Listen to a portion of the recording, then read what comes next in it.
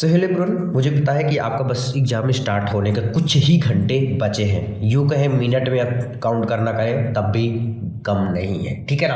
अब ध्यान दो कि इसको स्पीड में कर लो 2 गुना और इसको देखते जाओ, देख लेना जरूर से। यहाँ से पक्का 100% नंबर बनने वाला हो, 100% नंबर बनने वाला है। देखिए लास्ट घंटा है, लास्ट घंटे में 100% आएगा। आपका टाइम वेस्ट नहीं करूँगा, फटाफट कर रहा हूँ। वेरी वेरी मोस्ट इंपॉर्टेंट 2024 आपके आज के लिए है, यही आएगा। लास्ट तक जरूर देखना मेरे दोस्त। मैं आज ट्रिक के साथ याद करने का तरीका याद करवा दूंगा कि यहाँ से 2-3 क्वेश्चन आपका बनने वाला है, गारंटी मैं ले रहा हूँ। बस फटाक से लास्ट तक जरूर देखना, ठीक है। टाइम वेस्ट नहीं करूँगा आपका। देखो पहला क्वेश्चन क्या है, देखो दो ऑप्शन है, आप बताओ कि आपका कितना सही हो रहा है। ब्राह्मण पत्र के संपादक है, तो सबसे पहले अगर आपको नहीं आता ना, ये ट्रिक के साथ किया जाता है। देखो ब्राह्मण पत्र के संपादक है, आप बताओ जब ब्राह्मण है तो भाई साहब ब्राह्मण ही होंगे, हैं क्या बोलते हो, क्या होंगे, ब्राह्मण ही होंगे। अगर ब्राह्मण लिखा है तो ब्राह्मण ही होंगे ना। तो देखो बालकृष्ण भट्ट तो ब्राह्मण हुए नहीं, देखो ये मिश्र है तो मतलब ये ब्राह्मण हुआ, तो यानी आंसर ये सही हो गया, ठीक है। ब्राह्मण पत्र के एक संपादक कौन हो गए, प्रताप नारायण मिश्र। ध्यान समझना, आनंद कादम्बनी के संपादक है। देखो आनंद मतलब समझ लो खुशी, क्या है, खुशी। अब जब खुश होंगे तो जब पंडित जी शादी ब्याह कराएंगे तभी तो आदमी खुश होता है ना। तो आनंद कादम्बनी के संपादक कौन हो गए, बद्री नारायण। कौन हो गए, बद्री नारायण हो गए। कौन हो गए मेरे दोस्त, बद्री नारायण हो गए। समझने का तरीका है ये, है ना। नेक्स्ट है रानी केतकी की कहानी, बहुत ज़्यादा इंपॉर्टेंट है। रानी केतकी की कहानी के रचयिता कौन है, रानी केतकी। अब देखो रानी है, केतकी की कहानी। देखो रानी केतकी की आएगा ना तो की लास्ट में खा समझ, देखो इंसा अल्लाह खा। देखो याद करो, रानी केतकी की इंसा अल्लाह खा, देखो ये होगा, ठीक है। ये तो 100 में 99% चांस है, ये जरूर आएगा किसी न किसी सेट में। क्या भूलूं क्या याद करूं, किस विधा की रचना है। देखो जैसे हम आप लोग कहते हैं ना, क्या पढ़ो क्या ना पढ़ो, यूट्यूब पे इतना वीडियो आ रहा, क्या देखूं क्या ना याद देखूं, उसकी रचयिता कौन है। देखो क्या भूलूं क्या याद करूं, तो कैसे याद करते हो आप, जो आपकी आत्मा कहता है तब आप वही करते हो ना। जैसे मेरा वीडियो देखने में मन कर रहा है, दूसरे का कर रहा है, तो आत्मा के हिसाब से करते हो, यानी आत्मकथा। क्या है, आत्मकथा, ठीक है। आत्मा से अपने पूछो तब पता चल जाएगा, तो यानी आत्मकथा।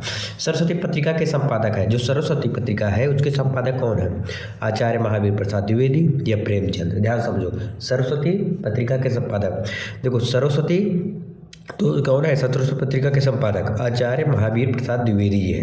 कौन है, आचार्य महावीर प्रसाद द्विवेदी सरस्वती पत्रिका के संपादक है। नेक्स्ट है अपना देखो, हिंदी का पहला मौलिक उपन्यास, बहुत बार पूछा गया है। हिंदी का पहला मौलिक उपन्यास क्या है। ध्यान समझो, आप पढ़ाई क्यों करते हो, पेपर देने के लिए। आपका पहला उद्देश्य क्या होता है, परीक्षा में अच्छा नंबर लाना। यानी कि जो पहला उपन्यास होगा वो क्या हो जाएगा, परीक्षा गुरु हो जाएगा। क्या हो जाएगा, परीक्षा गुरु। आवारा मसीहा के लेखक है। देखो उसमें लग रहा है जैसे आवारा मसीहा, दो नाम लग रहा है, क्या बोलते हो, दो नाम लेके लग रहा है ना। तो ऐसे इसका भी विष्णु प्रभाकर, देखो ऐसे करते हैं, क्या, विष्णु प्रभाकर। तो ये कर देना, कौन हो जाएगा, विष्णु प्रभाकर। द्विवेदी युग, कौन सा युग, द्विवेदी युग के लेखक हैं। देखो द्विवेदी युग के लेखक कौन है, प्रताप नारायण मिश्र हैं या सरदार बोर्ड सिंह है। ध्यान समझना, 8 नंबर। तो द्विवेदी युग के लेखक कौन है। अब बोलोगे भैया ये तो मिश्र है ना, ये तो दूसरे युग के थे, मिश्र तो ब्राह्मण युग के थे, याद ही कर लिए हो तुम। तो ब्राह्मण युग ये तो हो नहीं सकता, बचा क्या ये, ऐसे 2 ऑप्शन और रहेंगे, उसमें भी आप देख लेना, ठीक है।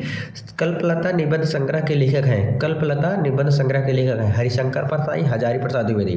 ध्यान समझो, कल्पलता निबंध संग्रह के लेखक कौन है, हजारी। देखो कल्पलता जैसे लग रहा कल्पलता बहुत सारा, तो हजारी, ठीक है। रसज्ञ रंजन बहुत इंपॉर्टेंट है। रसज्ञ रंजन निबंध संग्रह के रचनाकार है, 10 नंबर क्वेश्चन। रसज्ञ रंजन निबंध संग्रह का रचनाकार कौन है, महावीर जी हैं, महावीर प्रसाद द्विवेदी जी। चिंतामणि, अब याद करो ध्यान से, सुनो ध्यान से जो मैं बोल रहा हूँ। चिंतामणि, जब आपको चिंता होता है, टेंशन होता है, तो किसका नाम लेंगे, भगवान का लेंगे, राम का। तो रामचंद्र शुक्ल, चिंता जब होगा तो रामचंद्र शुक्ल का नाम लेंगे। हिंदी प्रदीप के संपादक है, हिंदी प्रदीप के संपादक कौन है, बालकृष्ण भट्ट हैं। कौन है, बालकृष्ण भट्ट हिंदी प्रदीप के संपादक हैं। समझ आ गया, हिंदी प्रदीप के संपादक कौन है, बालकृष्ण भट्ट। नेक्स्ट देखो, कवि बच्चन सुधा पत्रिका के संपादक है, कवि बच्चन सुधा पत्रिका के संपादक थे, कौन थे? देखो बालकृष्ण भट्ट या भारतेंदु हरिश्चंद्र, ध्यान समझो। कवि बच्चन सुधा पत्रिका के संपादक कौन है मेरे दोस्त? भारतेंदु हरिश्चंद्र। निंदा रस रचना है किसकी है? निंदा। अब किसी चीज़ का निंदा करते हैं तो वो किसकी रचना है? निंदा रस। याद करो किसकी है? परसाई जी की। जब भी निंदा रस आ जाएगा तो हरिशंकर। देखो निंदा, किसी की निंदा नहीं करना चाहिए, कौन बोला है? हरि जी ने, यानी शंकर जी ने बोला है, ठीक है, हरिशंकर जी ने बोला है, याद कर लो, ठीक है।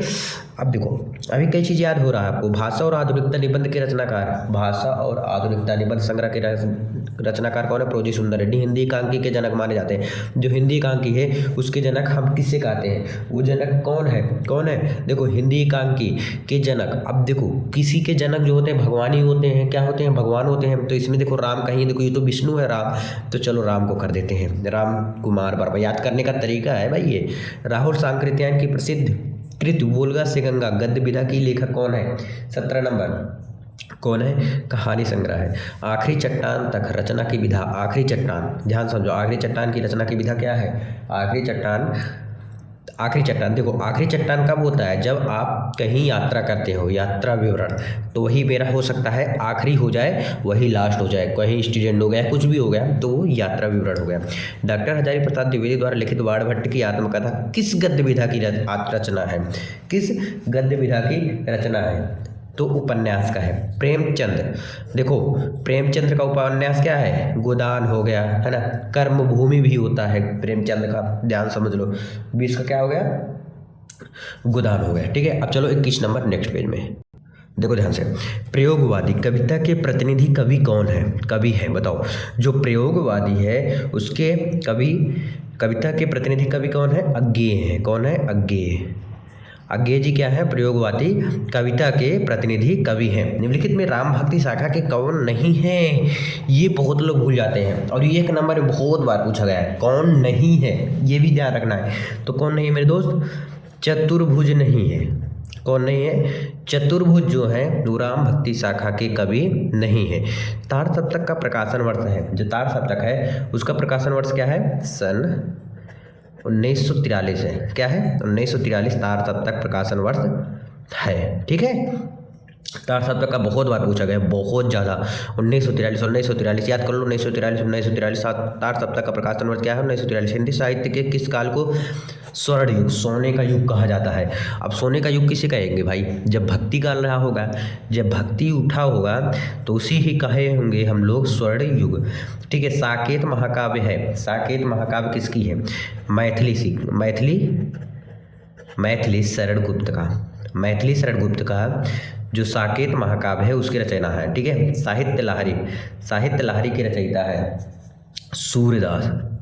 सूरदास। अब देखो ध्यान से ऐसे भी देख लिया करो, देखो साहित्य सा से स्टार्ट होगा, सूरदास हो गया। अब बोले भाई ये बहुत होते हैं, हाँ, लेकिन तरीका तो है ना भाई, याद करने का एक तरीका है, ठीक है। मैं तरीका सिर्फ बता रहा हूँ और याद भी हो जा रहा होगा, उम्मीद है। कितनी नाव में कितनी बार रचना कवि नहीं है? अब देखो नहीं है, दोनों में अंतर है। तो हम क्या कितनी नाव में कितनी बार रचना के कवि बता देते हैं, अच्छा नहीं को काट देते हैं, कवि हैं पहले दिखा देते हैं, नहीं तो आप कंफ्यूज हो जाएंगे। कौन है? सच्चिदानंद हीरानंद वात्स्यायन अज्ञेय, डायरेक्ट लिख दो अज्ञेय। कौन? देखा इनका पूरा नाम क्या था? सच्चिदानंद हीरानंद वात्स्यायन अज्ञेय थे। रीत मुक्त काव्य की रचना की है। जो रीत मुक्त काव्य है उसकी रचना किसने किया है? रीत मुक्त काव्य की रचना किसने किया है? ध्यान समझो, रीति मुक्त काव्य की रचना किसने किया है? घनानंद ने। किसने किया है? घनानंद। कामायनी महाकाव्य के रचयिता, भाई साहब ये तो खतरनाक है, जयशंकर प्रसाद जी, जो कि एक ट्रेंड भी चलता है, सबको पता होगा ये जयशंकर प्रसाद जी का है, ठीक है। कामायनी जो महाकाव्य है उसके रचनाकार कौन है? जयशंकर प्रसाद जी। और ये आपको नहीं, सबको पता होगा, ट्रेन भी चलता है भाई। अगर इतना नहीं आता तो भाई साहब आप पढ़ाई बिल्कुल नहीं किए हो। सुमित्रा नंदन पंत को किस रचना पर ज्ञानपीठ पुरस्कार मिला है? चिदम्बरा पर। किस पे मिला है? चिदम्बरा पर। कामायनी महाकाव्य में स्वर्गों की संख्या कितनी होती है? 15। कामायनी महाकाव्य में जो स्वर्गों की संख्या होती है वो 15 होती है। यामा रचना है भाई साहब खतरनाक, महादेवी जी का है, महादेवी वर्मा का। गंगावतरण किसका है? जयशंकर प्रसाद जी का रचना है गंगावतरण। चलो अभी और देखते हैं क्वेश्चन नेक्स्ट पेज में, थोड़ा और है बस। देखो इसको, तीसरा शतक प्रकाशन वर्ष है, तीसरा शतक प्रकाशन वर्ष, ध्यान समझो, तीसरा शतक प्रकाशन वर्ष क्या है, सन 1959, क्या है, सन 1959 है। रामधारी सिंह दिनकर, रामधारी सिंह दिनकर को किस पे मिला, देखो रामधारी तो भाई उर्वशी रौतेला समझ लेना, उर्वशी, देखो उर्वशी पर, ठीक है। रामधारी सिंह को किस पे मिला था ज्ञानपीठ पुरस्कार, उर्वशी पर मिला था। अच्छा कब मिला था ये नहीं पूछेगा, तो अच्छा जाने दो, प्रूफ में ज़्यादा बताऊंगा तो आप कंफ्यूज हो जाएंगे। हिंदी का प्रथम कवि माना जाता है, किसको माना जाता है, सरहप्पा को। अब बोलोगे भैया इसकी तो आप बताए ही नहीं, तो 1900 किस में मिला था, 1972 में मिला था, ठीक है इनको। और ठीक है जाना तो ये पूछेगा ही नहीं, छोड़ो, सिर्फ ये पूछेगा कि रामधारी सिंह दिनकर को किस पे प्रदान हुआ है। सुमित्रानंदन पंत को साहित्य अकादमी पुरस्कार किस कृत पर मिला है, वो कौन सी कृत है, सुमित्रानंदन पंत को उस पर मिला है, कौन है, कला और बूढ़ा चाँद, कला और बूढ़ा चाँद पे, बूढ़ा चाँद। अज्ञेय की रचना है, क्या है, अज्ञेय की रचना कुरुक्षेत्र है। तो बस आज के लिए बस इतना ही, मिलते हैं वीडियो में। तुरंत कमेंट करके बताना क्या आपको नहीं आता, तुरंत मैं टिक के साथ ला रहा हूँ। Thank you so much.